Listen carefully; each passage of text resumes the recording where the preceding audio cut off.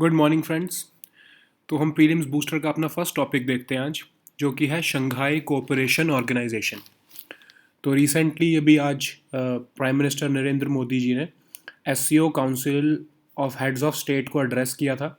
तो इस बार की जो शंघाई कोऑपरेशन ऑर्गेनाइजेशन काउंसिल की जो जितने भी इवेंट्स हैं, वो सारी जो चेयरमैनशिप है उसकी, वो रशियन फेडरेशन के पास है। ठीक है।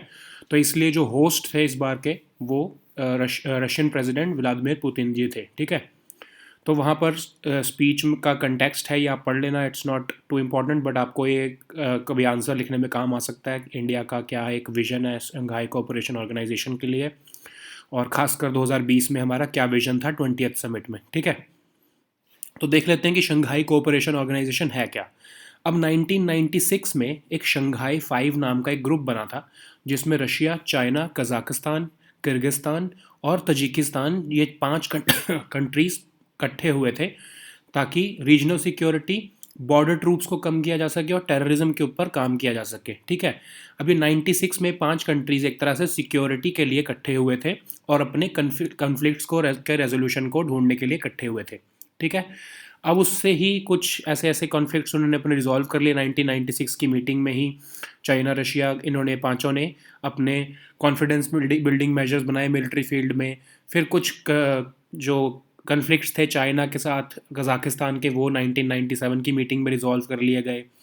अब ये क्योंकि सक्सेसफुली कन्फ्लिक्ट रेजोल्यूशन प्रोवाइड कर रहा था ये शंघाई 5, तो उन्होंने 2001 में उज़्बेकिस्तान ने भी इसको ज्वाइन कर लिया। ठीक है। 2001 में जब उज़्बेकिस्तान ने इसको ज्वाइन किया, तो शंघाई 5 जो है वो ग्रुप एक्सपैंड हुआ। उस ग्रुप का नाम बन गया शंघाई कोऑपरेशन ऑर्गेनाइजेशन। और उज़्बेकिस्तान की ही कैपिटल ताशकंद में इसका सेक्रेटरीट बना दिया गया। ठीक है। तो आई एम सॉरी, इसका जो हमारा ताशकंद में ही इसका जो रीजनल एंटी टेररिस्ट स्ट्रक्चर जो है, उसका जो सेक्रेटरीट है वो ताशकंद में बना दिया गया। ठीक है। अब इसका जो हमारा सेक्रेटरीट है वो तो बीजिंग में लोकेटेड है। ठीक है। ये आपको याद रखना है कि जो एससीओ का सेक्रेटरीट है वो बीजिंग में लोकेटेड है, चाइना में। क्योंकि शंघाई 5 ग्रुपिंग जब बनी थी तो एक तरह से शंघाई मतलब चाइना। अब आपको याद रखना है कि शंघाई में इसका सेक्रेटरीट नहीं है, बीजिंग में सेक्रेटरीट है इसका।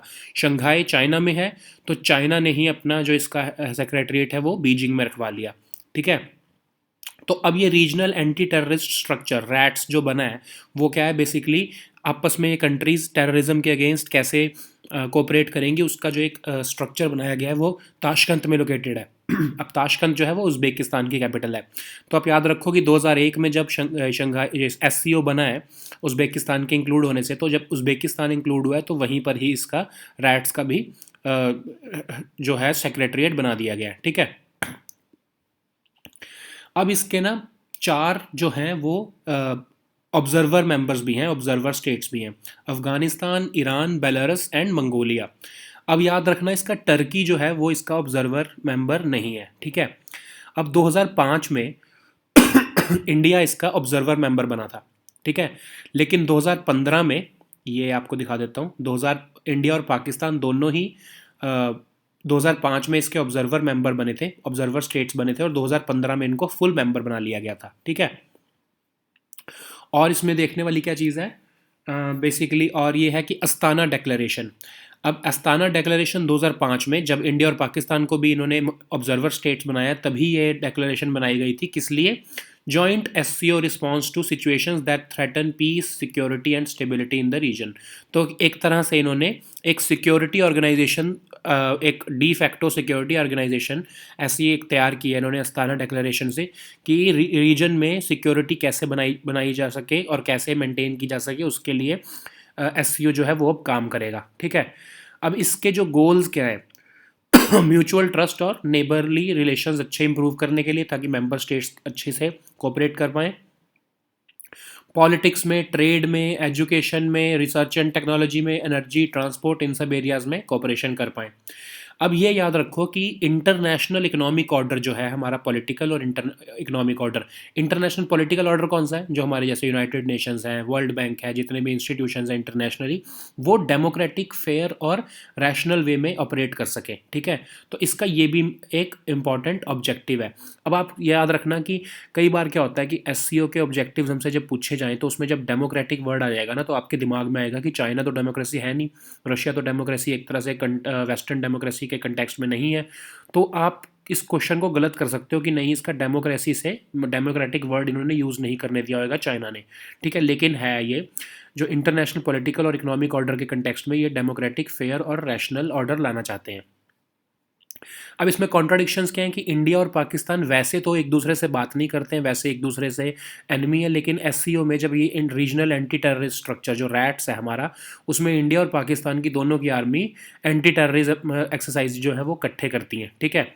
अब एससीओ का अफगानिस्तान कॉन्टैक्ट ग्रुप जो है वो भी अफगानिस्तान के फ्यूचर के बारे में डिस्कस कर रहा है, और आप खुद देख लो कि वहाँ पे इस्लामाबाद और न्यू दिल्ली, मतलब इंडिया और पाकिस्तान असल में अफगानिस्तान के इशू पे बिल्कुल डिफरेंट व्यू रखते हैं, लेकिन एससीओ अफगानिस्तान कॉन्टैक्ट ग्रुप में दोनों इकट्ठे बैठ के अफगानिस्तान के सोल्यूशन के बारे में बात करते हैं, ठीक है। तो ये आप बेसिकली एक ओवरव्यू आपको मैंने दे दिया, बट आप इसको पढ़ना अच्छे से, तो ये एससीओ आपके लिए बहुत इंपॉर्टेंट है। नेक्स्ट टॉपिक हमारा है स्टडी इन इंडिया प्रोग्राम। अब यूनियन मिनिस्ट्री ऑफ एजुकेशन, जिसको हम पहले ministry of human resources development कहते थे, वो उसने ये 2018 में ये प्रोग्राम लॉन्च किया था। तो अभी मिनिस्टर ऑफ एजुकेशन ने बोला है कि हम इस प्रोग्राम को और ज़्यादा तेज़ी से और ज़्यादा अच्छे तरीके से इम्प्लीमेंट करना चाहते हैं, ठीक है। तो ये न्यूज़ में इसलिए चल रहा है। तो इसका टारगेट क्या है कि 34 टारगेट कंट्रीज इन्होंने आइडेंटिफाई किए हैं अफ्रीका में, मिडल ईस्ट में और सार्क रीजन में, जिनके बच्चों को या स्टूडेंट्स को चाहते हैं हम कि वो इंडिया की में आके एजुकेशन गेन करें, ठीक है।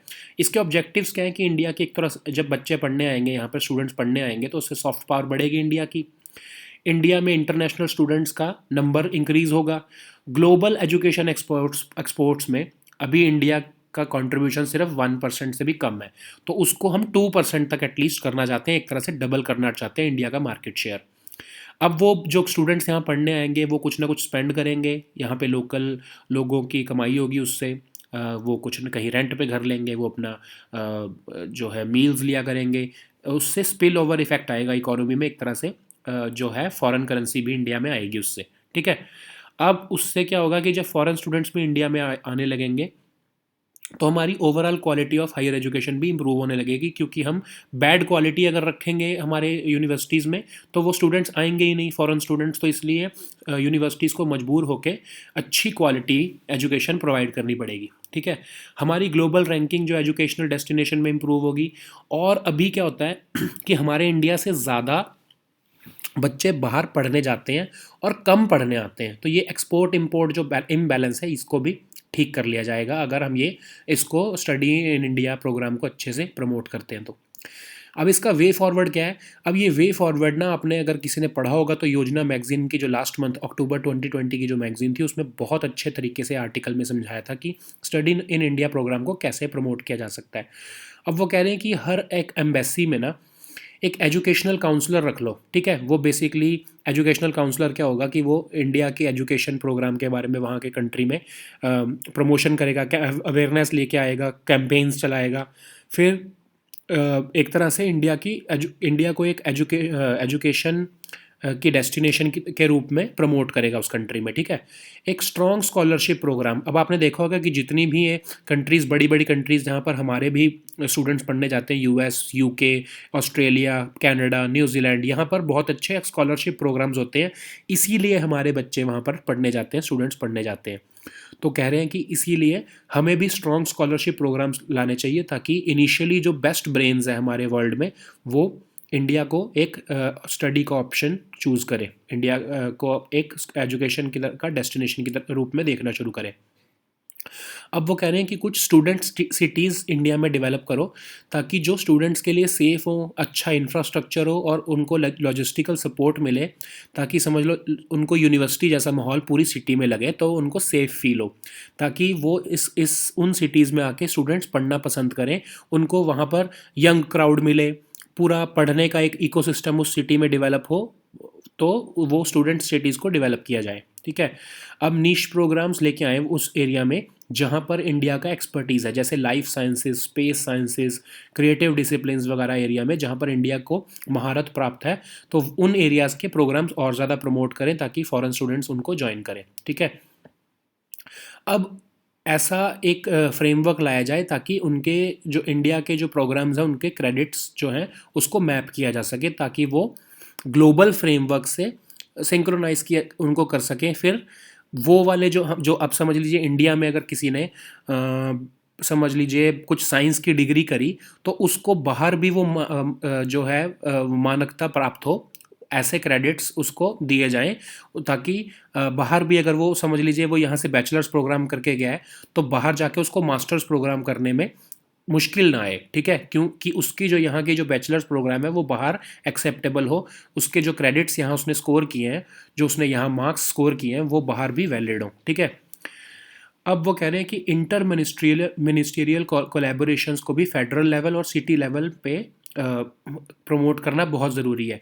एक ऐसा जॉइंट वर्किंग ग्रुप बनाओ ताकि सारी मिनिस्ट्रीज इकट्ठे होके और सिटी लेवल तक यूनियन लेवल पे भी, स्टेट लेवल पे भी और सिटी लेवल तक भी ये जॉइंट वर्किंग ग्रुप्स जो हैं वो काम कर सकें, ताकि स्टूडेंट्स फ्रेंडली जो सिटीज़ हैं या इंफ्रास्ट्रक्चर की रिक्वायरमेंट्स हैं वो सारी पूरी की जा सके, ठीक है। फिर हमें अपने इंडिया की इंडस्ट्री को भी एक स्टेक होल्डर की तरह मानना पड़ेगा, ताकि वो स्टूडेंट्स को अप्रेंटिसशिप प्रोग्राम्स और एम्प्लॉयमेंट अपॉर्चुनिटीज़ इंडिया में ही प्रोवाइड कराएं, ताकि जो फॉरेन स्टूडेंट्स हैं उन्हें लगे कि हाँ हम अगर इंडिया जा रहे हैं तो वहाँ पर हम जॉब भी कर सकते हैं, ठीक है। अब नेक्स्ट टॉपिक हमारा है नेशनल एग्रीकल्चरल एजुकेशन पॉलिसी। अब first ever national agricultural education policy आने के लिए तैयार हो रही है। उसके लिए एकेडमिक क्रेडिट बैंक्स और degree programmes, multiple exit and entry and exit options भी दिए जाएंगे इन यूनिवर्सिटीज़ को, एग्रीकल्चर यूनिवर्सिटीज़ के स्टूडेंट्स को, ठीक है। अब थोड़ा सा देख लेते हैं क्या ये 6 मेंबर ना कमेटी बनाई है वाइस चांसलर्स की इन एग्रीकल्चर यूनिवर्सिटीज़ की, ताकि एक जो ड्राफ्ट पॉलिसी डॉक्यूमेंट, जो नेशनल एग्रीकल्चरल एजुकेशन पॉलिसी का एक ड्राफ्ट डॉक्यूमेंट तैयार किया जा सके, ताकि जो हमारे 45,000 स्टूडेंट्स जो अभी एग्रीकल्चर यूनिवर्सिटीज़ में हर साल पढ़ते हैं उनको न्यू एजुकेशन प्रोवाइड की जा सके। अभी आपने देखा होगा नेशनल एजुकेशन पॉलिसी तो आ गई है, अब उसी के कंटेक्स्ट में एक नेशनल एग्रीकल्चरल एजुकेशन पॉलिसी आना भी ज़रूरी है, ठीक है। अब थोड़ी सी डिटेल्स देख लेते हैं। एक प्रोग्राम चला है उसमें, उसका एक पार्ट है national education agricultural education policy का, स्टूडेंट रेडी। अब ये स्टूडेंट रेडी प्रोग्राम क्या है कि 6 मंथ की इंटर्नशिप मोस्टली जो हमारा लास्ट ईयर होगा, 4th ईयर होगा, उसमें जो स्टूडेंट्स को करनी ही पड़ेगी ताकि वो स्किल्स इम्बाइब कर सके, ठीक है। उनको ट्रेनिंग मिल सके, रूरल अवेयरनेस हो सके, इंडस्ट्री का एक्सपीरियंस मिल सके, रिसर्च एक्सपीरियंस मिल सके, ये सब एक तरह से उनको वोकेशनल ट्रेनिंग उनकी हो सके, एक्सपीरियंस उनके पास आ सके, इसलिए इंटर्नशिप लाने का प्रोग्राम है ये, ठीक है। अकेडमिक क्रेडिट बैंक्स, अब आपको मैंने जैसे बताया कि क्रेडिट बैंक्स क्या चीज़ है, कि समझ लीजिए आपने जो ये एग्रीकल्चर यूनिवर्सिटीज़ में आपने फर्स्ट ईयर कंप्लीट कर लिया, सेकंड ईयर कंप्लीट कर लिया, थर्ड ईयर कंप्लीट कर लिया, बट आप किसी तरह से 4th ईयर कंप्लीट नहीं कर पाए, तो आपके क्रेडिट स्कोर आपको मिलेगा, जिसके बेसिस पे आपको ये एक तरह से, अगर आपने जैसे समझ लीजिए सिर्फ फर्स्ट ईयर या सेकंड ईयर कंप्लीट किया, तो आपको सिर्फ एक सर्टिफिकेट मिलेगा कि हाँ आपने इस कोर्स का सर्टिफिकेट प्रोग्राम कंप्लीट कर लिया है। अगर आपने थर्ड ईयर तक कंप्लीट कर लिया और आपको बाद में एग्जिट करना पड़ गया, आपको पढ़ाई छोड़नी पड़ी, तो आपको डिप्लोमा मिल जाएगा।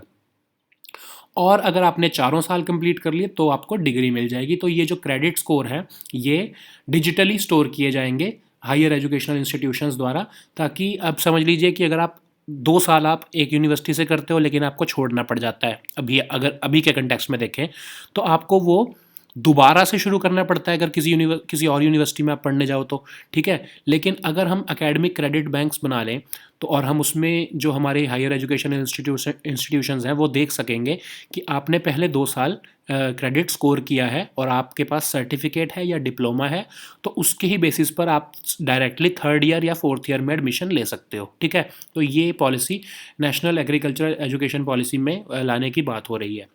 एक है एक्सपीरियंशियल एजुकेशन, ताकि जो आपको मैंने बताया कि ये अप्रेंटिसशिप या फिर ये जो इंटर्नशिप की बात हो रही है, ताकि डायरेक्ट एक्सपीरियंस जो है वो बच्चे ले सकें, जो स्टूडेंट्स हैं वो डायरेक्ट एक्सपीरियंस एजुकेशन में गेन कर सकें। ठीक है, अब इसके चैलेंजेस क्या हैं कि समझ लीजिए कि हमने तो ये भी रखा है कि जो ये इंटर्नशिप होगी ये 4th ईयर में होगी।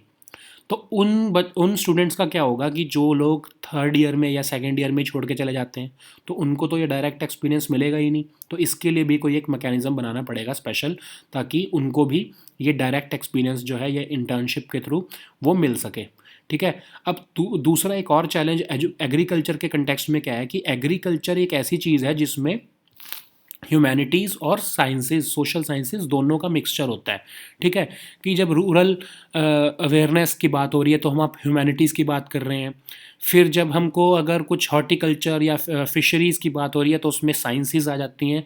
तो इसका भी एक तरह से मल्टी डिसिप्लिनरी अप्रोच जब हम बात कर रहे हैं तो इन दोनों में बैलेंस बनाना भी बहुत ज़रूरी हो जाएगा, और वो एक चैलेंज भी है।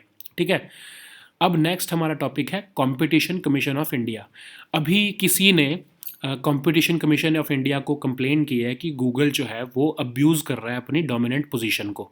अब वो कैसे कर रहा है कि जब आपने देखा होगा कि एंड्रॉयड के फ़ोन्स आते हैं तो उसमें गूगल पे जो ऐप है वो ऑलरेडी प्री लोडेड होती है। ठीक है, तो एक तरह से क्योंकि वो गूगल का जो है ओएस है एंड्रॉयड, तो ये गूगल जो है उसको मिसयूज़ कर रहा है कि वो सबको बाय डिफ़ॉल्ट गूगल पे इंस्टॉल्ड ही अपने फ़ोन में दे रहा है। ठीक है, तो इससे क्या होगा कि जो बाकी पेमेंट मैकेनिज़म्स हैं, जैसे आप समझ लीजिए भीम यूपीआई या फ़ोनपे या अमेज़ॉन पे या कोई भी और कंपनीज़ जो हैं वो डिसएडवांटेज पे चली जाएंगी, क्योंकि वो बाय डिफ़ॉल्ट आपके फ़ोन में नहीं आ रही हैं। बाय डिफ़ॉल्ट आपके फ़ोन में सिर्फ गूगल पे आ रहा है। ठीक है, दूसरा, गूगल प्ले की इन ऐप बिलिंग जो है वो वो भी एक तरह से बाय डिफ़ॉल्ट आती है फ़ोन में। ठीक है, अगर आप गूगल प्ले से कोई ऐप डाउनलोड करते हो जो कि पेड ऐप है, तो उसकी बिलिंग भी डायरेक्टली गूगल प्ले के थ्रू ही होती है। ठीक है, तो गूगल प्ले जो गूगल है वो पहले ऐप के बिहाफ पे पैसे इकट्ठे कर लेता है और बाद में जो ऐप है उसको पे करता है। ठीक है, तो इसके लिए भी कंटेक्स्ट में ये कंपटीशन कमीशन ऑफ इंडिया ये देख रहा है कि क्या इससे ये डोमिनेंट पोजीशन को अब्यूज़ कर रहा है गूगल या नहीं। ठीक है, तो इसके लिए उन्होंने देखा है कि प्राइमा फेसी मतलब एक तरह से पहली नज़र में तो ऐसा दिख रहा है उनको कि हाँ, सेक्शन 4 ऑफ कंपटीशन एक्ट जो है वो वायलेट किया जा रहा है। ठीक है, तो अब हम देख लेते हैं कंपटीशन कमीशन ऑफ इंडिया जो है, अब इसके लिए अब इस पूरे जो इशू के लिए ना एक कमेटी बन गई है डायरेक्टर जनरल की, तो जो कि 60 दिनों के अंदर रिपोर्ट देगी कि क्या गूगल जो है वो अपनी डोमिनेंट पोजीशन का मिसयूज़ कर रहा है या नहीं। ठीक है, तो अब देख लेते हैं कंपटीशन कमीशन ऑफ इंडिया है क्या। ठीक है, कंपटीशन एक्ट 2002 में पास किया गया था, उसी के बेसिस पे कंपटीशन कमीशन ऑफ इंडिया को बनाया गया था। तो अगर जैसा आपको मैंने पहले भी बताया कि अगर किसी एक्ट के बेसिस पे कोई बॉडी बनती है तो वो स्टेचुटरी बॉडी होती है। स्टेचुटरी बॉडी मतलब पार्लियामेंट ने किसी एक्ट के थ्रू उस बॉडी को बनाया है, तो कंपटीशन कमीशन ऑफ इंडिया हमारी स्टेचुटरी बॉडी होगी। तो ये करती क्या है, इसका रोल क्या है कि ये एंटी कॉम्पिटेटिव एग्रीमेंट्स या फिर कोई डोमिनेंट पोजीशन का अब्यूज़ कर रहा है तो उसको रोकती है। समझ लीजिए कि अगर जैसे जियो का केस था, तो जियो में क्या किया था कि जियो ने डोमिनेंट पोजीशन अपनी मार्केट में ले आया था और एक तरह से टेलीकॉम सेक्टर को गाइड कर रहा था प्रॉपरली, उससे अपने कंपटीशन को एलिमिनेट कर रहा था। तो भी कंपटीशन कमीशन को ऐसा लगा कि अगर जियो सिर्फ अकेला मार्केट में रह जाएगा तो हमारा जो टेलीकॉम सेक्टर है वो बर्बाद हो जाएगा, या फिर वो बाद में अपनी मोनोपोली बना लेगा, तो हमारे जो कंज्यूमर्स हैं उनको नुकसान होने लग जाएगा। तो ये वाला केस भी कंपटीशन कमीशन ऑफ इंडिया के पास गया हुआ था, और उसके बिहाफ पे उसके रेलेवेंस में कुछ जो है वो observations competition commission of India ने जियो के फेवर में दी या अगेंस्ट में दी, तो ये भी एक डिबेटेबल पॉइंट है। बट ये केस ऐसे केस जो होते हैं कि जिसमें मोनोपोली ना बन पाए किसी भी बिजनेस हाउस की, तो उसको ये कंपटीशन कमीशन ऑफ इंडिया देखता है। ठीक है, तो सेंट्रल गवर्नमेंट इसको बनाती है, इसको इसके चेयरपर्सन होता है, 6 मेंबर्स अपॉइंट करते हैं सेंट्रल गवर्नमेंट। ठीक है, याद रखना, प्रेसिडेंट ऑफ इंडिया नहीं अपॉइंट करता, सेंट्रल गवर्नमेंट डायरेक्टली अपॉइंट करती है 6 मेंबर्स को और एक चेयरपर्सन को, और मिनिमम 2 मेंबर एक टाइम पर होने ही चाहिए। ऐसा नहीं होगा कि एक चेयरपर्सन और सिर्फ एक मेंबर हो, मिनिमम 2 मेंबर्स होते ही होते हैं। ठीक है, अब ये किसी और बॉडी भी, अगर कोई और बॉडी जो हमारी गवर्नमेंट बॉडी जो कि खासकर स्टैट्यूटरी अथॉरिटी है, अगर वो किसी लॉ के अंडर इनसे ओपिनियन मांगती है कि क्या ये इस इंडस्ट्री में कंपटीशन जो है वो ख़त्म होने के कगार पर है या नहीं, तो आप इस पे भी आप ओपिनियन दो कि क्या ऐसी कोई पॉलिसी लेके आई जा रही है जिससे कंपटीशन जो है वो हमारी मार्केट में ख़त्म हो जाएगा। क्योंकि अब आपको पता है कि कंपटीशन जो है वो मार्केट को चलाने के लिए बहुत इंपॉर्टेंट है। अगर कंपटीशन नहीं होगा, किसी की मोनोपोली होगी, तो वो सारे लॉज को वायलेट करेगा, वो अपनी मनगढ़ंत रेट लगाएगा, आपके कंज्यूमर्स का इंटरेस्ट वायलेट हो जाएगा। दूसरा एक और उसका प्रॉब्लम क्या हो जाती है कि जब सिर्फ एक ही कंपनी है, जब एक ही सर्विस प्रोवाइडर है, तो फिर वो इनोवेशन को भी ड्रॉप कर देता है। उसको पता है कि मैं अगर घटिया सामान भी बेचूंगा तो मेरा ही बिकेगा, क्योंकि मैं ही अकेला ही एक सर्विस प्रोवाइडर हूँ, ठीक है। तो कंपटीशन कमीशन ऑफ इंडिया जो है वो हमारी जो मार्केट है उसको चलाने में बहुत हेल्पफुल है, ठीक है। अब ये ना एक ऑब्जर्वेशन है सुप्रीम कोर्ट ऑफ इंडिया की, 2010 में एक केस गया था, तो सुप्रीम कोर्ट ऑफ इंडिया ने एक ऑब्जर्वेशन दी थी कि क्यों ज़रूरी है कंपटीशन कमीशन ऑफ इंडिया। तो इसको आप पढ़ लो, और ये आपको कभी भी कोई क्वेश्चन आया कंपटीशन कमीशन ऑफ इंडिया के ऊपर, तो ये आप वे फॉरवर्ड में या फिर सिग्निफिकेंस में डायरेक्टली ये स्टेटमेंट को यूज़ कर सकते हो, ठीक है। तो ये आज के हमारे टॉपिक्स हैं। We'll meet next time with new topics. Until then, good bye and take care.